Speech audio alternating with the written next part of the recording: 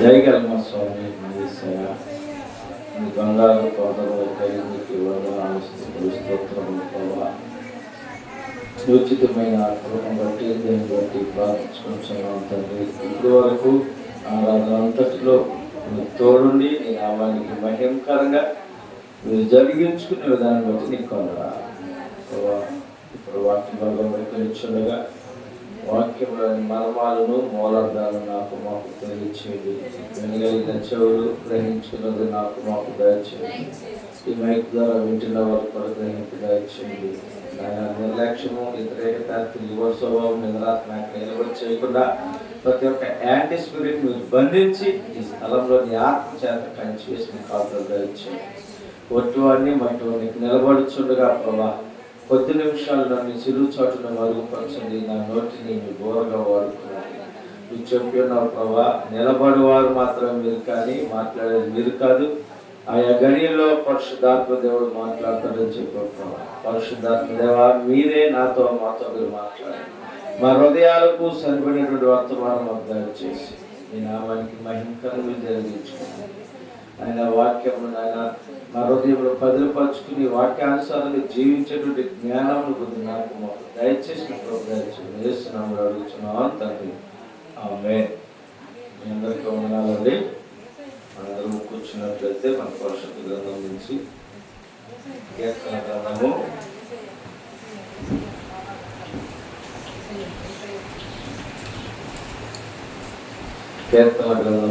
32వ అధ్యాయము 6వ వచనం చదువుకున్నాం. బైబిల్ తెరవండి.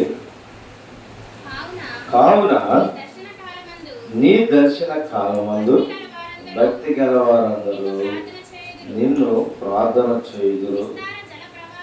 విస్తార జల ప్రవాహములు పొరలి వచ్చినను నిశ్చయముగా అవి వారి మీదకి రావు. నా దాగు చోటు నీవే, శ్రమలో నుండి నీవు నన్ను రక్షించదవు. విమోచన గానములతో నీవు నన్ను ఆవరించదవు. నీకు ఉపదేశము చేసేదను. నీవు నడవలసిన మార్గము నీకు బోధించదను. నీ మీద దృష్టి ఇచ్చి నీకు ఆలోచన చెప్పేదను. బుద్ధి జ్ఞానములు లేని గుర్రముల వలనైనను కంచెర గాడిద వలనైనను మీరు ఉండకుడి. అవి నీ దగ్గరకు తేబడినట్లు వాటి నోరు వారుతోనూ కళ్యముతోనూ బిగింపవలెను. భక్తిహీనులకు అనేక వేదనలు కలుగుచున్నవి. యెహోవా యందు నమ్మకించు వారికి కృప ఆవరించుచున్నది. నీతిమంతులారా యెహోవాను బట్టి సంతోషించుడి, ఉల్లసించుడి. యథార్థ హృదయులారా మీరందరూ ఆనందగానము చేయుదురు. చూడండి పిల్లరా, ఈ వాక్యాన్ని మనం పరిశీలన చేసినట్లయితే కీర్తనకారులతో దేవుడు మాట్లాడుతున్నటువంటి మాట, కావున నీ దర్శన కాలమందు భయభక్తులు గల వారు నిన్ను ప్రార్థించెదరు. విస్తార జల ప్రవాహము పొరలి వచ్చినను నిశ్చయము గల వారి మీదకి రావు. దర్శన కాలం అనగా ఏంటండి తెలుసా? దర్శన కాలము అంత్యకాలం వచ్చినప్పుడు ఎలాంటి విపత్తులు వచ్చినా మనం ఎదుర్కొనటానికి సిద్ధపాటు కలిగి ఉండాలి. ఉన్నామండి? సిద్ధపాటు ఉందా మనలో? కాలము సమీపించి ఉన్నది, నేడే రాకడ సమీపము త్వరగా వస్తున్నది. ఆయన చెప్పినటువంటి మాటలు నెరవేరుచున్నవి. అయితే ప్రియులరా, వాటిని ఎదుర్కొనే శక్తి చూడండి. లోకంలో శారీరకంగా లెక్కేస్తే ఇప్పుడు వారం వస్తుంది. అలాగే వాతావరణ శాఖ వారు ఏమన్నా ఒక 10 రోజులు వర్షాలు పడితే జాగ్రత్త అన్నారు. ఏం చేస్తాం? 10 రోజులకి సరిపడా అన్నీ కొనుక్కుని సిద్ధపరచుకుని ఇంట్లో పెట్టుకుంటాం. అంటే ఎప్పటి ఏది వచ్చినా ఎదుర్కొనటానికి సిద్ధంగా ఉంటాం. అలాగే ఆయన అంటున్నాడు, రాబోయే విపత్తులకి, రాబోయే రాజ్యానికి, రాకడ సమయానికి, విపత్తులు ఆఖరి దినాల్లోకి వస్తున్నాం, సిద్ధపాటు కలిగి ఉన్నాము, ఎదుర్కొనటానికి సిద్ధంగా ఉన్నాము. ఆయన్ని మనం పరిశీలన చేసుకోవాలి పిల్లరా. అయితే మన స్థితిని మనం ఏంటో మనం అర్థం చేసుకోవాలి. ఎవరైనా ఆలోచన చేస్తామండి మన స్థితి ఏంటి, శారీరకంగా ఎక్కువ రోజు ఆలోచన చేస్తాను, నా పిల్లల పరిస్థితి ఏంటి, నా బ్రతికేంటి, నా జీవితం ఏంటి. కానీ ఆత్మీయంగా ఏ రోజన్నా ఆలోచన చేశామా? ఈరోజు దేవుడు నన్ను పిలిస్తే నా పరిస్థితి ఏంటి, నా స్థితి ఏంటి, నేను ఎలా ఉన్నాను, నాకు ఇది ఆఖరి రోజులేమో, ఆఖరి గడిలో ఉన్నానేమో. ఎందుకంటే పిల్లరా, ఏ రోజుకి ఆ రోజే మనము అంతిమ రోజుల్లో ఉన్నట్లే. ఎందుకంటే ఆఖరి రోజులని అనుకోవచ్చు. ఏ రోజు ఎవరిది తెలియదు, దేవుడు ఎవరిని ఎప్పుడు పిలుస్తాడో తెలియదు. అందుకోసం మనం ఏం చేయాలి, సిద్ధపాటు కలిగి ఉండాలి అంటున్నాడు. కాబట్టి దర్శన కాలం ముందు భక్తి గల వారందరూ నిన్ను ప్రార్థిస్తున్నామండి, ఆయన మొదలుపెడుతున్నామండి, విజ్ఞాపన చేస్తున్నాము ఆయన దగ్గర. ఏ విషయంలో మనం ఆయనకి పూచి కలిగి ఉంటున్నాం, నమ్మకంతో ఉంటున్నామండి. ఉండగలిగితేనే ఆయన చెప్పినటువంటి అవి విస్తార జల ప్రవాహం పొరలో వచ్చిన నిశ్చయంగా వారి మీదకి రావు. ఎట్లా ఉంటుందంటే మనం చేసేది, ఇప్పుడు దీపము క్యాండిల్ వెలిగించామనుకోండి, ఎంతగానో వచ్చినా రాకుండా ఉండాలంటే దానికి ఏం చేయాలి, భద్రత ఒక గ్లాసు లాంటిది దాని మీద బాలిస్తే గాలి వేసిన కొడది దానికి ఏమన్నట్లు ఒక కవచం ఉన్నట్లుగా మనము ప్రార్థన అనేటువంటి రక్షణ వలయాన్ని, కవచాన్ని సిద్ధపరచుకున్నామండి. ఉందా ఆ వలయం మనకి? ఉందా? ఇంటికి ప్రహరీ ఉన్నట్లుగా మనకి ప్రార్థన అనే ప్రాకారం ఉందా? దుష్టుడు రాకుండా కవలిగా ఉందా? సాతాను తొంగి చూడకుండా, చూడండి, ఇంటికి తలుపు పెడితే అటు పక్కన ఈ పక్కన కనపడతారా? అలాంటి కవచం ఉండాలి. దుష్టుడికి మన వైపు చూడాలన్నప్పుడు అక్కడ ఏమీ కనపడదు, అక్కడికి ఏమి వెళ్ళే అవకాశం లేదు. కాబట్టి మనం దూరంగా ఉండాలి అనేటువంటి ప్రాకారము మనం కలిగి ఉండాలి. అలా ఉండగలిగితేనే రేపు దినాన్న విపత్తు ఎలాంటి శ్రమైనను కొంత మాత్రం మన దగ్గర లాగదు, కానీ పరిపూర్ణంగా మనల్ని పోల్చలేదు ప్రియుల. దానికి వ్యతిరేకంగా మనం ఉండాలంటే ప్రార్థనా ప్రాకారం కలిగి ఉండాలి, ఆయన ప్రార్థిస్తూ ఉండాలి, ఆయన సన్నిధిలో నమ్మకస్తులుగా ఉండాలి, ఆయన స్తుతిస్తూ ఉండాలి. అంతే నచ్చున్నాడు. చూడండి 7వ వచనం చూస్తే, నా దాగు చోటు నీవే, శ్రమలో నుండి నీవు నన్ను రక్షించదవు, విమోచనగా గానముతో నీవు నన్ను ఆదరించదు. నా దాగు స్థలం అంటే నీవే. ఎక్కడంటే ఇప్పుడు దాగు స్థలం ఎక్కడ? మన దాగు స్థలం ఎక్కడండి? ఆయన దగ్గర. మరి ఉన్న పరిస్థితుల్లో ఆయన దగ్గరికి వెళ్తే దాచుకుంటాడా? ఆయన దగ్గర దాగాలన్నా దాచుకోవాలని ఎలా ఉండాలంటే మారు మనసు పొంది, పాప క్షమాపణ పొంది, సంతోషంతో. పాప క్షమాపణ పొంది మారు మనసు పొందినప్పుడు సంతోషం ఉంటుంది మనిషికి. ఆ సంతోషంతో ఉంటే ఆయనలో మనల్ని దాచుకుంటాడు. అప్పుడు ఆయన దాగుస్థలం మనకు ఆయన అవుతాడండి. ఇట్లా వెళ్తే దాగుస్థలం ఉండదు అక్కడ. మనకు నచ్చినట్లుగా తిరిగేసి, నచ్చినట్లుగా తినేసి, మన శారీరకంగా హృదయవంతుడు పాపం చేసేసుకుంటూ, తిరిగేసుకుంటూ నేను ఇప్పుడు చచ్చిపోయినా, నేను పర్లాకి వెళ్ళిపోతాను అనుకోవటం ఉట్టిమాట. నాకు చాలా విషయాలు, ఒక విషయం చాలా బాధ అయిపోతా ఉంటుంది. కానీ ఎవరైనా చేయలేము. అది ఎవరిని అంటాకి వీలు లేదు. ఎవరు నచ్చినట్లు వాళ్ళు పెట్టుకుంటారు. నాకు బాధేది ఏంటంటే, ఫుల్ డ్రింకరు, తాగబోతు, తిరిగిపోతు, పోరంపోవాళ్ళు చచ్చిపోగానే నా పరుగు తొలగొట్టించింది పరలోకపు పిలుపు. ఏంది తాగబోతున్న పరలోకపు పిలుపు వచ్చిందా? వ్యభిచారికి పరలోకపు పిలుపు వచ్చిందా?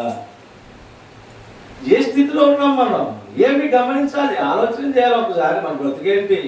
రేపు మనకు చదువుకుంటున్నాం, ఎదుటి వ్యక్తి చనిపోతే ఇలా ఆ వాక్యం చదువుతా అనుకుంటాం. అరే ఇది పనికి వాళ్ళు తీసుకొని పెట్టారు, రేపొద్దు నేను చేస్తే అదే పెడితే నా పరిస్థితి ఏంటి? నేను ఎలా ఉన్నా? నా బ్రతుకు మారిందా? నా స్థితి మారిందా? రేపొద్దున నన్ను కూడా అలాగే హేళన చేస్తారే అని ఒక్కరోజన్నా ఆలోచన చేసామండి. ఒక్కరోజన్నా, ఒక్కసారన్నా ఇప్పుడు వరకు ఇన్ని సంవత్సరాల్లో ఒక్కసారి నేను సస్తే ఇదే క్యాప్షన్ పెడతాను కదా, పరలోకపు పిలుపు అని. నన్ను పరలోకం పిలిచాడా దేవుడు, నన్ను పిలుస్తాడా, నాకు అవకాశం ఉందా అని ఒక్కసారి ఆలోచన చేశాము ఇన్ని సంవత్సరాల్లో. ప్రతి వారికి ఎక్కడ ఉన్న వాళ్ళకి మరి 20 కలిసి అనుకుందాం.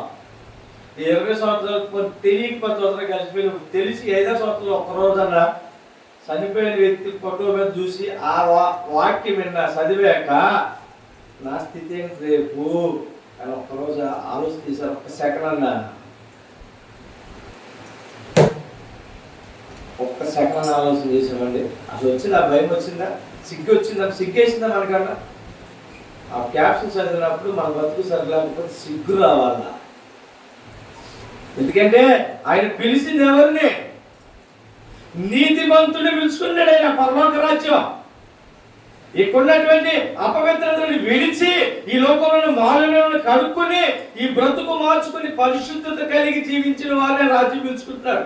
ఎవరు పడతాడు వెళ్తాక సినిమా హాల్ అనుకున్నారండి, ఒండూరులో బీబీఎన్ సినిమా హాల్ అనుకున్నారా? ఎవరు పడతాడు వెళ్ళి కూర్చోడానికి? అది నీతిమంతుల రాజ్యం. అది ఆయన దాచుకుంటాడు. ఎక్కడ ఎవరిని దాచుకుంటాడు? యథార్థమంతులు దాచుతారు. అది ఆయన ఇక్కడ అంటున్నాడు, నా దాగు స్థలం నీవే. అవును, మనం దాచుకోవాలి. అక్కడ దాగాలి అంటే, ఆయన రాజ్యంలో మనం వెళ్ళాలంటే ఇక్కడ మనం పరిశుద్ధులమై ఉండాలి. మన పాపాలను ఒప్పుకొని ఉండాలి. మన పాపాలను కప్పుకొని కాదు. ఎవరికైనా ఏం చేస్తారు కదా, పాపాలు ఒప్పుకుంటున్నారా కప్పుకుంటున్నారా? ఒప్పుకునేవారు 1% ఉన్నారు, 99% కప్పుకునేవారే ఉన్నారు.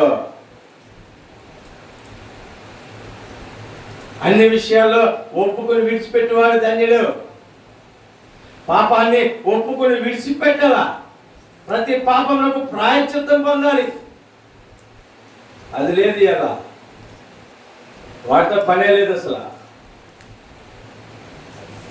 వెళ్ళామయ్యా వచ్చామయ్యా పొలవ్యాపారంలా ఉంటుంది.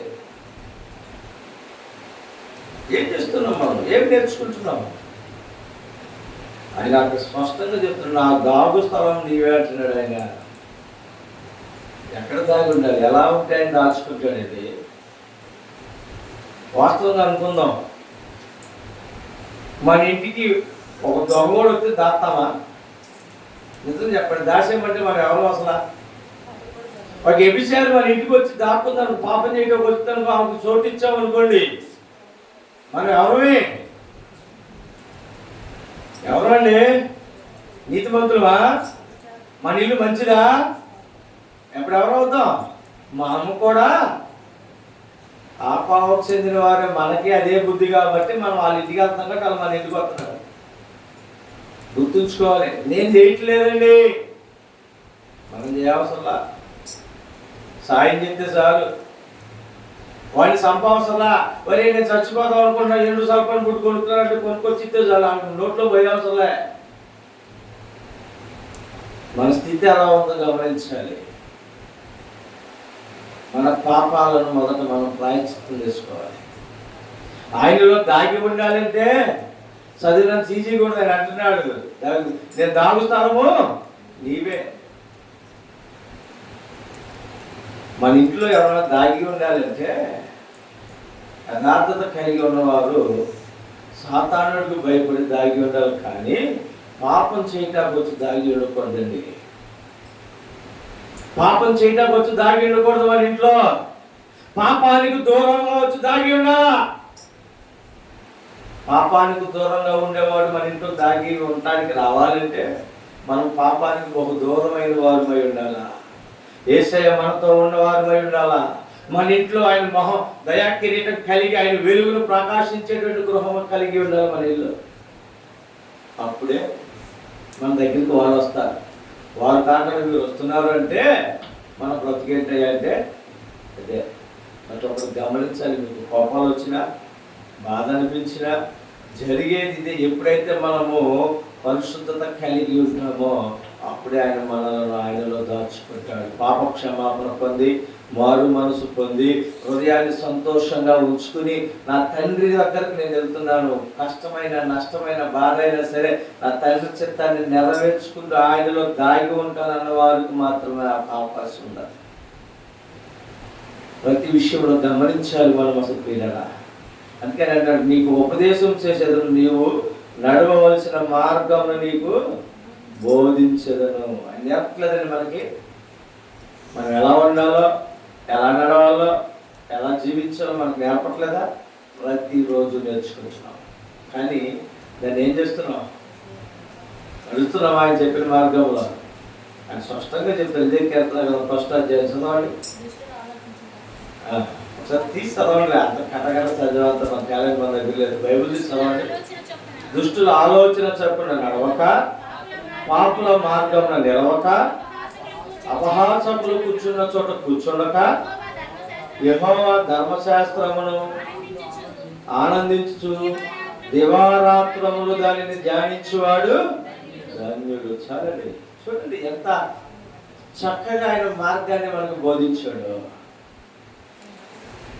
కీర్తన గ్రంథం మొదటి చిన్నప్పుడు టక్క టక్క టక్క చదువుతారు మ్యాక్సిమం. కానీ అది మన జీవితంలో ఉందా అని ఒక్కసారి ప్రశ్న వేసుకుంటే మనల్ని మనమే తర్వాత వచ్చినండి చదవలేం. ముందుకు ఎలాగలమండి? ఫస్ట్ వచ్చినండి దుష్టుల ఆ ఒక్కటి ఆలోచన చేద్దాం. మన దగ్గర దుష్టుల ఆలోచన ఉందండి? దుష్టుల ఆలోచన అంటే దుష్టుడంటే ఎవడు? ఓకే, సాతానుడు. సాతానుడు ఆలోచనలు ఏంటి? లోకాశ, శరీరాశ, నేత్రాశ, జీవోడము, త్రాగుబోతు, తిరిగిపోతూ, వ్యభిచారపోతూ, నిద్రపోతూ, ఇవన్నీ వాడివే. మరి ఈ ఆలోచనలు ఏవి మనకు లేకుండా ఉన్నవా? వాడు ఆలోచన చప్పుడు నడవకుండా మనం ఉన్నామా? పక్కన దాకా చూడమాకండి.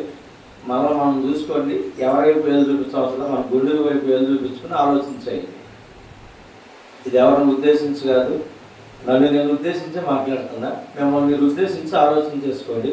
ఈ దుష్టుడు ఆలోచన మనలో లేకుండా ఉన్నాయా? ఆయన అంటున్నాడు, దుష్టుడు ఆలోచన చప్పున నడవక, పాపుల మార్గమున. పాపులు అంటే ఎవరండి? పాపులు అంటే ఎవరు తెలీదా?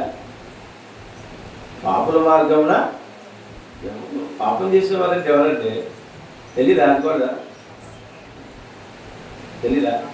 చెప్పండి. పాపులు అంటే ఎవరు తెలీదా?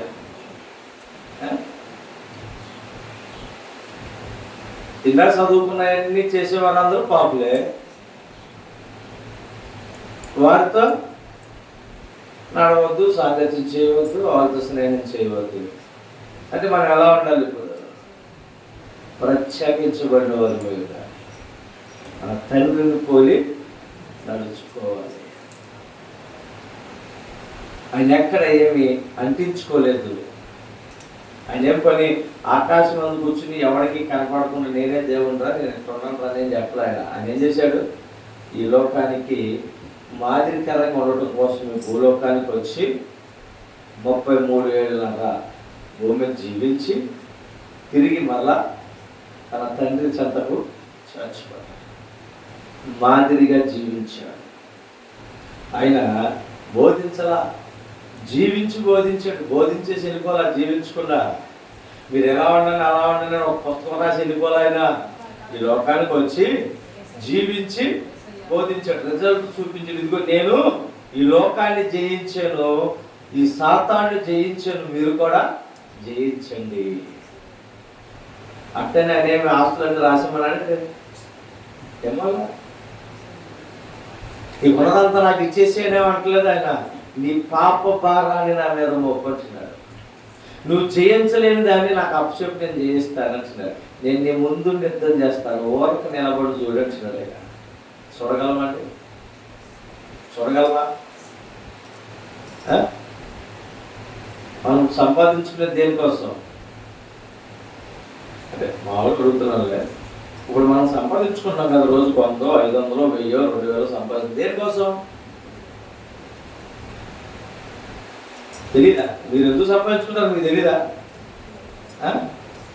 తినడానికేనా, దాచుకోవటానికా?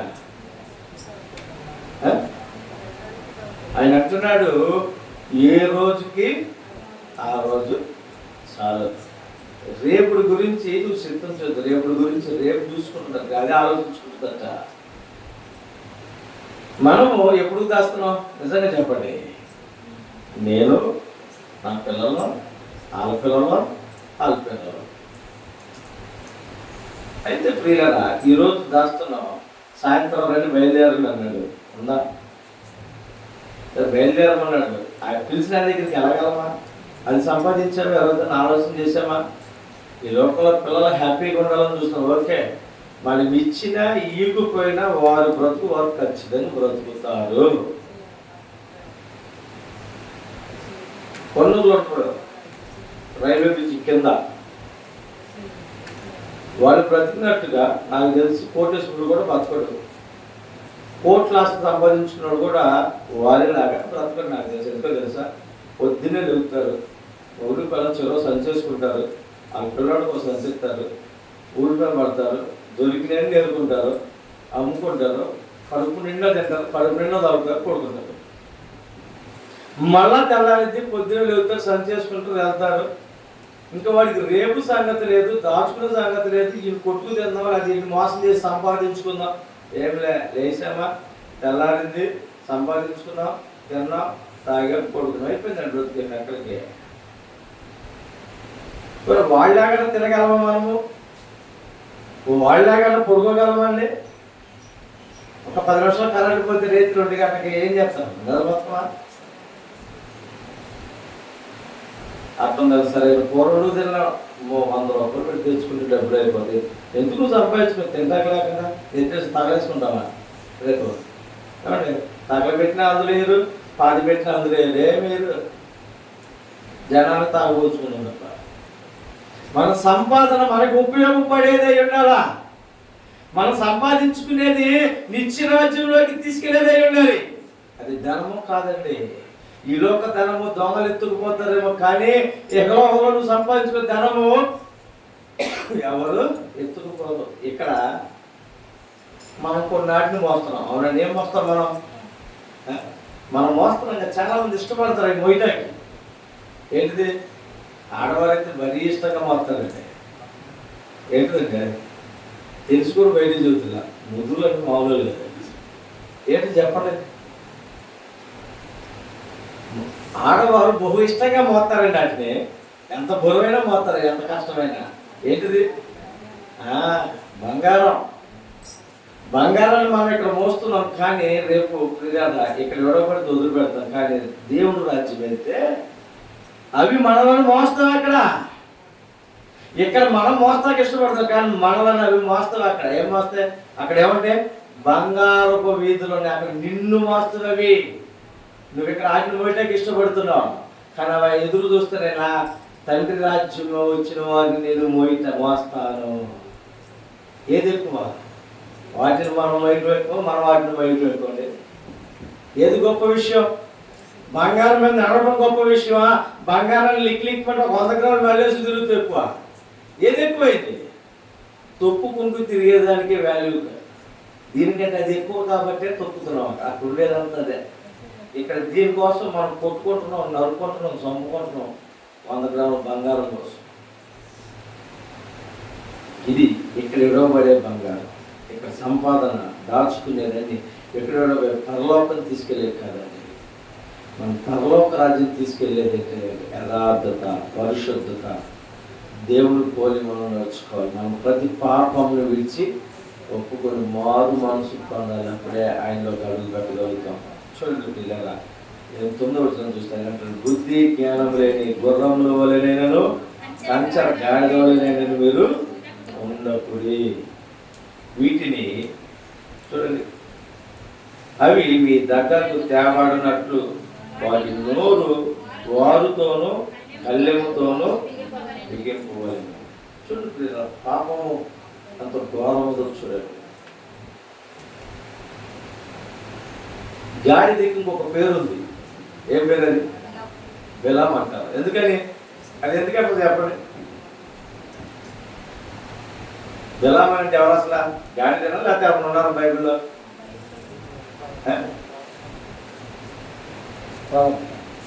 ఎందుకు వచ్చింది దానికి? ఆయన దేవుడు మాటని వినడంలోకి వెళ్ళిపోతుంటే గాడిద మాట్లాడిందట. దేవుడు ఎవరితో బుద్ధి చేయించాడు ఆ మనిషి? గాడిదతో. కానీ మనం ఆ స్థితిలోకి రాలేదు కదా, ఇంకా అంత అంధకార స్థితిలోకి మనం రాలేదు కాబట్టి ఇంకా మనుషులతో మనకు చెప్పిస్తున్నాడు దేవుడు. ఇంకేనో మనుషులతో మనకు చెప్పిస్తున్నాడు, అయినను మనం వినట్లేదు.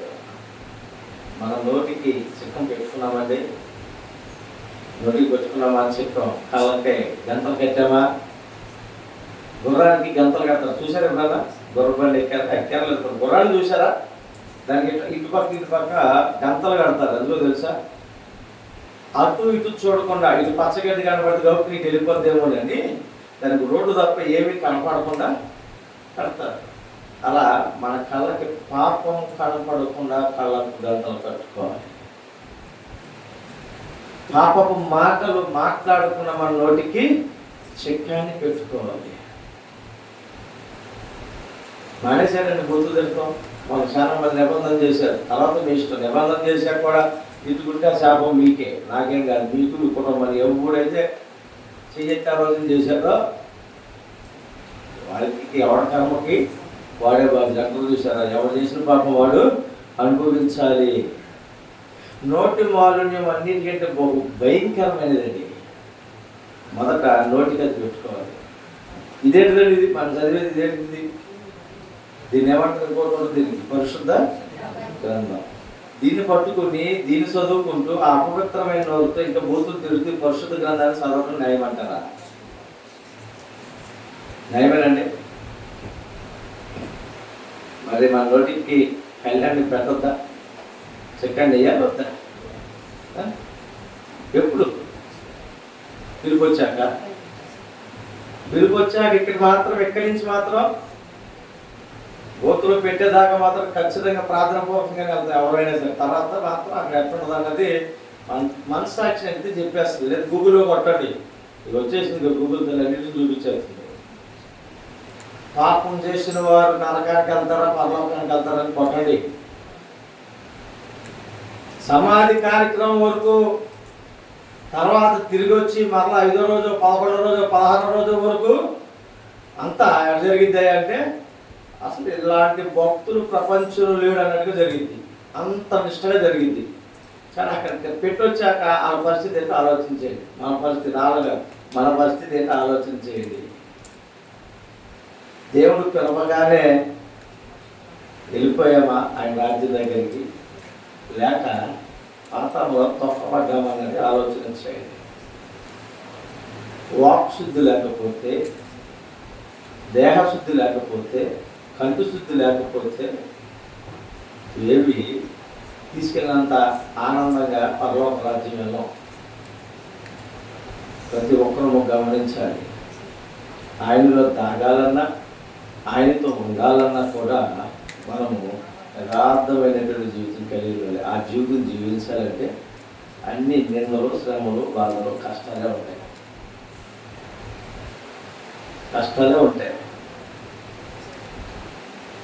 మన పాస్టర్ గారు చెప్తాడు, ఓపెన్ ఛాలెంజ్ అని. ఎవరైనా పాస్టర్ అనేవారు నిజంగా పాస్టర్లు అయితే నేను చెప్పే ప్రశ్నకి సమాధానం చెప్పండి, విశ్వాసులైనా సేవకుడైనా అని చెప్పి అడుగుతాడు. దేవుడు ఏం చెప్పాడు నిన్న మనం చెప్పుకున్నాం. రేపటి గురించి రేపు ఆలోచిస్తుంది, చింతిస్తుంది. ఈరోజు కన్నట్లుగా ఎంతమంది సేవకులు ఉన్నారో రెండు ముందుకు మాట్లాడుకుందాం అని ఒక్కొక్కడు ఎవరు రావట్లే. ఎందుకని రావట్లేదు? వాళ్ళు కూడా చాలామంది ఏముంది రేపటి గురించే ఆలోచించేవారు ఎక్కువైపోయారు. అందుకని చాలామంది ఏమంటారంటే నువ్వు ఎలాగైనా ఆదివారం చర్చకోవచ్చు, కాంపించకు, బలారాధనకు వచ్చి, ఆ రోజు వచ్చి శుభ్రంగా వచ్చి రొట్టె ద్రాక్షం తీసుకుని వెళ్ళిపోయి తర్వాత నువ్వు ఎక్కడైనా జీవించు, దేవుడిని ఒకసారి క్షమించేయాలని క్షమించేసినట్టు కానీ అని చెప్తున్నారు. కానీ అలా ఉండదు పిల్లరా. బాప్తిసం పొందినంత మాత్రాన పరలోక రాజ్యం రాదు, సంవత్సరం క్రితం మారు మనసు మాత్రాన పరలోక రాజ్యం ఉండదు. దినదినము మారు మనసు పొందాలి.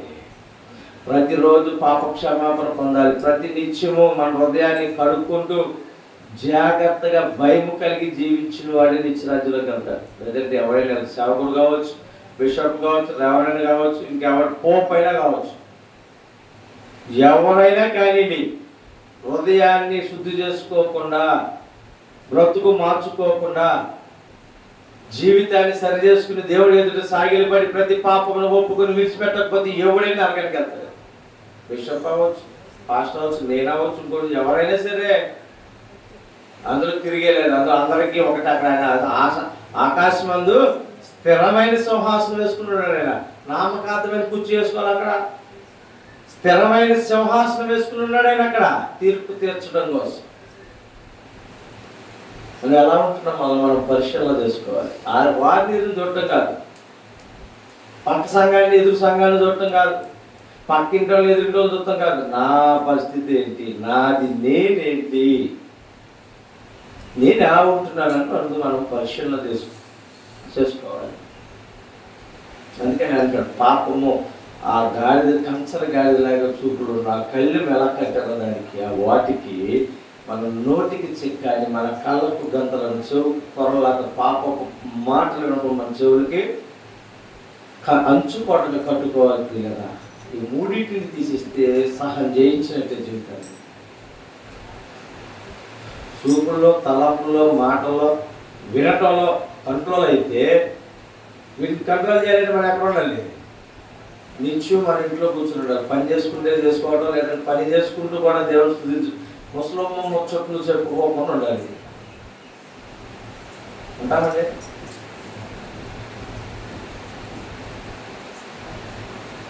ఈ ఫోన్ మనం ఎంత తగ్గితే అంత తొందరగా అయిపోతాం. ఈ ఫోన్ని ఎంత తగ్గిస్తే అంత తొందరగా బయటకు వస్తాం. వాడతాం అంతా అసలు చాలా కష్టం. ఇవాళ తింటామన్నా మానేస్తామేమో, కానీ ఫోన్ చూడటం ఒక్కటి అన్నం లేకపోయినా పర్వాలా, నెట్ అయిపోతే ఎక్కడ పరిస్థితి. రాత్రి మా అబ్బాయి మ్యాచ్ చూస్తున్నాడు, లాస్ట్కి వచ్చి అయిపోయింది వాడి నెట్. 10 బాల్గా ఉంటుంది, 10 బాల్లో 12 బాల్స్ ఉన్నాయి. ఫైనల్ డాడీ స్పీడ్ హాస్పిటల్ ఏ 10 ఓవర్లోనే 10 బాల్స్ ఉన్నాయి, 16 గంటలు 20 గంటలు చదువుతాడు. ఇంకా హాస్పిటల్ చేస్తే కానీ ఆడికి ఆత్రుత ఆగాలి. మ్యాచ్ ఉంటాయి, రాత్రి ఇండియా ఆస్ట్రేలియా గెలిచి ఆడిందట. అంటే నన్ను ఎప్పుడు మా డాడీ ఆకలేస్తుంది, నాకు అది కొనిపెట్టి అది పెట్టండి, నేనే అడగల. ఆకలేస్తుంది నాకు అది పెట్టండి, ఏనాడు నన్ను అడగలేదు. వాళ్ళు బొమ్మ కొని పెట్టాను కానీ నాకు ఆకలేస్తుంది, నాకు ఏమైనా పెట్టినాడంటే ఈ రోజు నన్ను అడగల. నాకు 14 సంవత్సరాలు 10 సంవత్సరాలు వచ్చింది. రాత్రి అడుగుతుంటే నాకు కోపం వచ్చింది, నవ్వు వచ్చింది. ఏం చేయలేని పరిస్థితి. ఎందుకంటే వాడికి ఇచ్చింది నేనే కదా. ముందు నన్ను నేను కొట్టుకుంటే తర్వాత అని తెచ్చాను. పరిస్థితి ఎలా అయిపోయిందంటే తిండి కన్నా నా జీవితం ఏమైపోయినా పర్వాలేదు, ముందు మాత్రం నాకు అది చూడటానికి కావాలి, నేను దాన్ని చూసి ఆనందించాలి.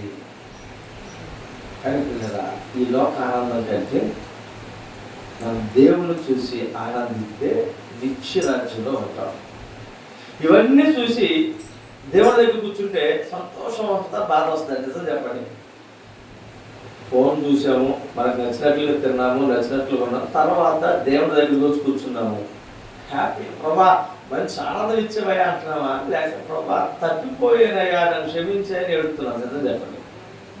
ఇక్కడ ఉంది సమాధానం. ఫోన్ చూడు, నాకు తిరుగు ఎదుంది.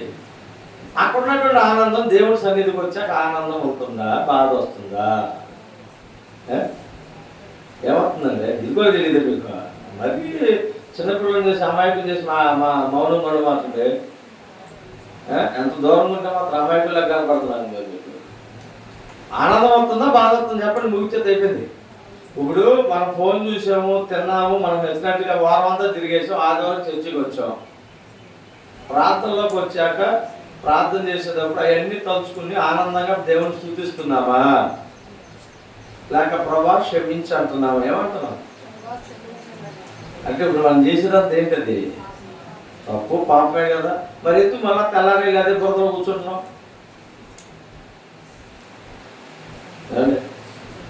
తెల్లపిల్లి మళ్ళీ అందులోనే కూర్చుంటున్నాం అంటే మనకి దానికి దేనికి తేడా లేదు. కొన్ని జంతువులకి మనకి తేడా ఉందా? ఈరోజు ఉన్న పరిస్థితిని బట్టి గేదెల సాగుళ్ళు పేడకాయ తీయకపోతే గేదె పడుకోదు. చూడండి, వెళ్ళి మీరు గమనించుకోండి. మీ సాగుళ్ళు ఉన్నాయి, మీకు గేదెలు ఉన్నాయి. ఉదయకాలం వేసిన పేడ తీయకపోతే మరలా గేదె అక్కడ పడుకోదు. పాస్ పోసిన కదా బయటికి వెళ్ళకపోతే అక్కడ పడుకోదు గేదె. ఎందుకని పడుకోదు? దానికి తెలిసింది శుద్ధి. ఇక్కడ నేను వేసింది పేడ ఉందని అంటుకుంటుంది, వాసన అవుతుందని దానికి తెలిసింది. మరి మనకెందుకు తెలియట్లే? వాటన్నిటికంటే శ్రేష్టమైన వారిగా మనం చేశాడు. ఆయన స్వరూపంలో చేసుకున్నాడు. ఆయన జ్ఞానాన్ని మనకి ఇచ్చాడు దేవుడు. మంచి చెడులు తెలుసుకునే అవకాశాన్ని ఇచ్చాడు మనకి. మరి మనం ఏమో అయినా పర్లేదు, నా బొమ్మలో దొరుకుతున్నా పాపంలో పడి అదేమో క్లీన్ చేయడం సామాను వరుతూ ఉంటుంది. చూడండి, దానికి మనకి ఎంత తేడా వచ్చేసింది. ఏది జ్ఞానంగా ఉంది? ఇప్పుడు ఎవరు జ్ఞానం తక్కువగా ఉన్నారు, ఎవరు జ్ఞానహీనులుగా ఉన్నారు. అందుకే దేవుడు అన్నాడు, ఎవరికైతే జ్ఞానం కొద్దుగా ఉందో వాళ్ళని అడగండి, నేను మీకు జ్ఞానాన్ని ఇస్తానంటున్నాడు ఆయన. మనము యథార్థమైనటువంటి స్థితిలో నడవాలి. ఆయన దాగుస్థానం, మనకి దాగుస్థానం ఆయనే. అయితే ఆయన మనం దాచుకోవాలంటే పరిశుద్ధులు అయి ఉండాలి. మనము భక్తి కలిగిన వారు. చూడండి, 10వ వచనంలో, భక్తిహీనులకు అనేక శాపములు వేదనలు కలుగుతున్నారు. యెహోవా యందు నమ్మిక ఉంచువారు కృప ఆవరించినది. నీతిమంతులారా యెహోవాను బట్టి సంతోషించుడి, ఉల్లాసించుడి. యథార్థ హృదయం గలవారులారా మీరందరూ ఆయన యందు ఆయన ఆనంద గానములు చేయుడి. చూడండి, మరి ఎలా ఉంటాం? ఆయన ఎంత నమ్మికించిన వారు ఆనంద గానాలు చేస్తారంట. ఆయనతో కలిసి సంతోషిస్తారు. ఆ సంతోషం మనం పొందుకోవాలంటే మనలో ఉన్నటువంటి అపవిత్రతను విడిచిపెట్టాలి. మంచి పంట కోసుకోవాలంటే ఆ పంట చేతికి వచ్చే వరకు దాన్ని జాగ్రత్తగా కాపాడుకోవాలి. ఇప్పుడు మనం ఒక పంట లాంటి వారినే, రేపు పరలోక రాజ్యం వెళ్ళాలంటే మన జీవితాన్ని జాగ్రత్తగా కాపాడుకోవాలి. ఏ పురుగు పుట్ట రాకుండా వ్యవసాయాన్ని రైతు ఎంత జాగ్రత్తగా కాపాడుకుంటాడో, మన హృదయంలోనికి పాపం, అపవిత్రత, తలంపులు, చెడ్డ ఆలోచనలు, చెడ్డ కోరికలు అవేవి రాకుండా జాగ్రత్తగా మన హృదయాన్ని కాపాడుకుంటూ మంచి ఫలాలు కాసే ఫలించేటువంటి ఒలీవ కొమ్మల వలె మార్చబడాలి. మంచి ద్రాక్ష తీగల వలె ఫలించాలి. అలాంటి జీవితం కలిగితేనే మనం నిత్యరాజ్యంలో ప్రవేశించగలుగుతాం. ఆయనతో సంతోషించాలన్నా, ఆయనతో గడపాలన్నా, ఆయనలో ఉండాలన్నా, ఆయనలో దాగి ఉండాలంటే మనము మొదట మన బ్రతుకును మార్చుకోవాలి, మన జీవితాన్ని మార్చుకోవాలి. మన స్థితిగతులను ఆయన ఎదుట ఒప్పుకుని విడిచిపెట్టి మనము మేలుకరమైనటువంటి మార్గంలో ఇష్టపడాలి. మనందరం కూడా విన్న వాక్యాన్ని బట్టి చిన్న ప్రార్థన చేసుకుందాం. కొద్ది మాటలు దేవుడు దీవించింది కనుక నా హృదయాలు గాయపరచుంటే దయతో క్షమించండి. ఎవరిని ఉద్దేశించి మాట్లాడేది కాదు. ప్రతి ఒక్కరూ కనులు మూసుకుని ప్రార్థన చేసుకుందాం. పరిశుద్ధుడా, మహోన్నతుడా, దయగల మా స్వామి మహేశయ్య, నీ బంగారు పాదములకై నీకు వందనాలు స్తుతులు ప్రభా. నీ ఉచితమైన కృపను బట్టి నేను బట్టి ప్రార్థిస్తున్నాను ప్రభా. వ్యక్తమైన వాక్యం మా హృదయంలో నీరు కట్టి ఫలింపజేయండి. మీ ఆత్మ చేత మమ్మల్ని అభిషేకించండి. బయట ద్వారా బిడ్డలు కూడా ఆయన హృదయాలలో ఆలోచన గ్రహింపు దయచేయండి. వ్యతిరేకత తిరిగి కోసం కాల్చివేసి నీ ఆత్మ అందరి మీద పొంగంత చేసి వాక్యానుసారంగా జీవించడానికి జ్ఞానంలో బుద్ధి నాకు మాకు దయచేసి నీ ఆత్మ తోడుగా ఉంచు. ఇక్కడ బిడ్డలందరినీ దర్శించండి. నేను రాలేకపోయిన వారు దయచేసి క్షమించండి. వచ్చిన వారందరితో మీకు తోడుండి మీకు ఆత్మ దయచేసి నీ ఆత్మను మోసుకునే బిడ్డలకు తీర్చిదిద్ది. యేసు నామములో అడిగి వేడుకుంటున్నాను. ఆమేన్.